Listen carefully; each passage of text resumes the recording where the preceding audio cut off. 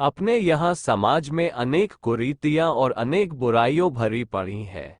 इसमें से पुरानखंडी लोग और बूढ़े लोग और औरतें और बुढ़ियाएं न जाने क्या से क्या कहती रहती हैं, क्या से क्या कहती कहती रहती है।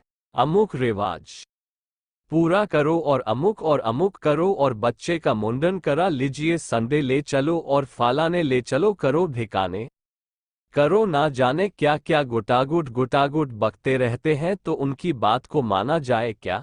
सफेद बाल वाला कोई समझदार होता है क्या? भेड़ के बाल सफेद होते हैं तो कोई भेड़ बूढ़ी होती है क्या? बुजुर्ग होती है क्या? कोई गुरु होती है?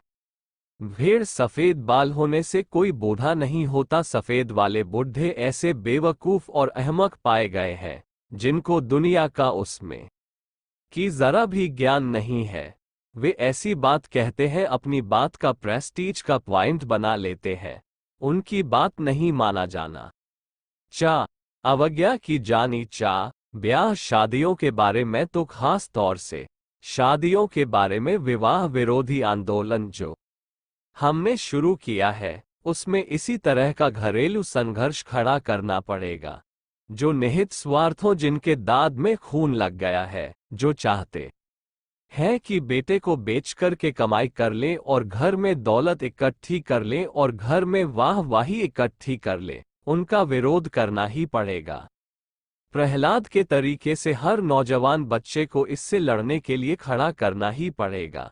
क्या करे तरीका ये? और जो बुढ़िया है, बुढ़िया न जाने क्या क्या कहती है, मेरे लिए ये चीज नहीं आई और बहू ये नहीं लाई, बहू ने फलाना नहीं किया, बहू ऐसी है और बहू फलाना नहीं है, ढेकाना नहीं है।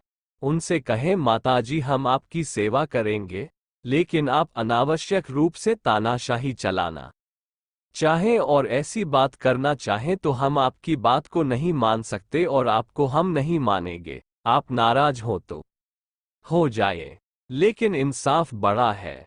और आप चाहें कि हम अपनी बीवी को, क्योंकि आप माँ है इसलिए हमें धमकाए तंग करें, तो ये कैसे हो सकता है? हम नहीं मानेंगे, कतई नहीं मानेंगे। इंसाफ को मानेंगे, आपको नहीं मानेंगे।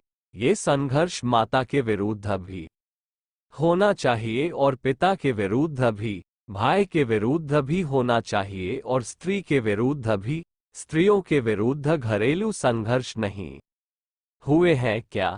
हाँ, शंकराचार्य अपनी माता को छोड़कर चले गए थे। उन्होंने कहा, आप कहती हैं कि हमको घर गृहस्थी में रहना चाहिए और समाज की सेवा नहीं करनी चाहिए। हम आपकी बात नहीं मान सकते। आप माँ हैं, अपनी जगह पर है, लेकिन हम आपका कहना क्यों माने? स्त्रियों की बात भी ऐसी रहती है और बच्चों की बात ऐसी रहती है।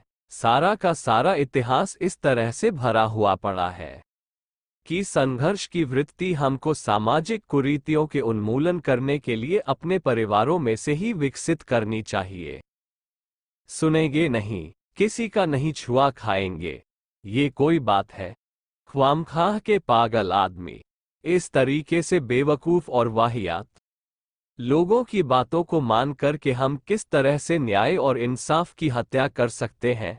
हमें बिगाड़ने का ठेका ले रखा है। और जो समाज को जाति बिरादरी के मामले भी इसी तरह के हैं, जिसमें पुरानखंडी लोग आज भी जाल में बुरी तरह से फंसे हुए हैं। हम तो कान्यकुब्ज है और कान्यकुब्ज में 12 विश्व के हैं और वाजपेयी हैं, और हम अपनी बिरादरी में ब्याह करेंगे और किसी बात इनके विरुद्ध बगावतें खड़ी करनी पड़ेगी। और आगे चलकर हमको उन अवांछनीय तत्वों के विरुद्ध, जिन्होंने समाज को तबाह कर रहे हैं, उनके विरुद्ध हमको गांधी जी के उन हथियारों का इस्तेमाल करना पड़ेगा जिनको सत्याग्रह कहते थे, उनको असहयोग कहते थे। और असहयोग और सत्याग्रह अब आगे आकर धीरे धीरे विकसित होने लगा है और उसकी प्रक्रिया घेराव के रूप में परिणत होने लगी है। अब सत्याग्रह यह नहीं है कि हम खड़े होंगे और आप छाती पर से निकल जाइए। उसमें ये दबाव भी रहता है कि हम आपको नहीं बढ़ने देंगे और नहीं निकलने देंगे। पहले सत्याग्रह का अलग स्वरूप था।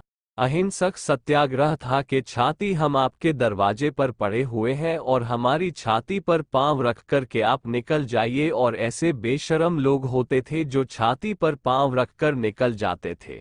अब ऐसे आदमियों को ज्यादा शह नहीं दी जा सकती, उनके कदमों पर देर तक नहीं चला जा सकता। हिंसात्मक और अहिंसात्मक सत्याग्रह के बीच की एक नई बीज निकल पड़ी है, उसका नाम है पेराव। आदमी को 2000 आदमी घेर करके बैठ जाते हैं कि साहब